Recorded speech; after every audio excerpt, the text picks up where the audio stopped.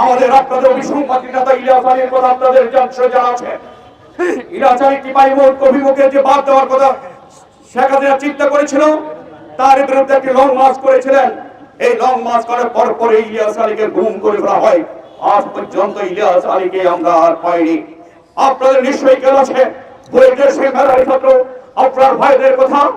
তিনি একটা স্ট্যাটাস দিয়েছিলেন ভারতের আগ্রাসী কার্যকলাপের বিরুদ্ধে। তিনটা কথাই তিনি তুলে ধরেছিলেন সমাবেশে, আমি সেটা উল্লেখ করতে চাই না।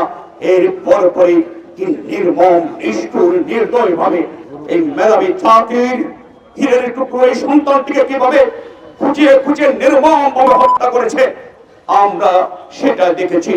এসব হত্যা কাণ্ডগুলো হয়েছিল আওয়ামী লীগ এবং ভারতের যৌথ প্রযোজনায়। এই ভারত এবং হাসিনার যৌথ প্রযোজনায় এবার হত্যা করা হয়েছিল। অসংখ্য কথা বলতে পারি, আপনাদের নিশ্চয়ই খেয়াল আছে 2020 সালে স্বাধীনতার শহীদ জয়ন্তী উৎসবে নরেন্দ্র মোদীকে এখানে পদার্পণ করা হলো।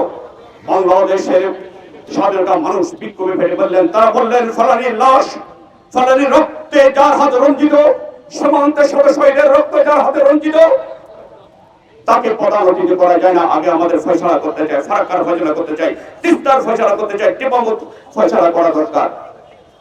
সেদিন একটা স্ট্যাটাস দিয়েছেন তিনজন মেধাবী ইঞ্জিনিয়ার, তাদের নাম নিশ্চয়ই খেয়াল আছে, মাসরুর আনোয়ার চৌধুরী, আসিফ ইফতেখার রিবাত এবং কাউসার আলম ফরহাদ। এই তিনজন ইঞ্জিনিয়ারকে গুম করে দেওয়া হয়েছিল। অবশেষে দীর্ঘদিন পর মৃত্যুর মুখ থেকে তারা ফিরে আসেন। এভাবে ভারতের বিরুদ্ধে একটি শব্দ পর্যন্ত উচ্চারণ করতে দেয়নি বাংলার নতুন নেতৃত্ব যে শেখ হাসিনা।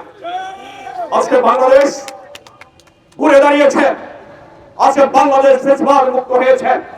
আমরা চাই আমাদের স্বাধীনতা সার্বভৌমত্বকে সমুন্নত রাখতে। আমরা চাই বাংলার মাটিতে যেন আর কোন লেনদেন জন্ম না হয়। আমরা আমাদের ন্যায্য চাই। ভারতকে বলি, প্রতিবেশী হিসেবে তোমাদের প্রতি সম্মান ও ভালোবাসার আমাদের অন্ত নেই। তুমি আগ্রাসী হবা, দাদাগিরি করবা, তুমি আমার কন্ট্রোল করতে চাইবা, তুমি বাড়ি আটকে রাখবা, সেটা বাংলার মানুষ মেনে নিবে না।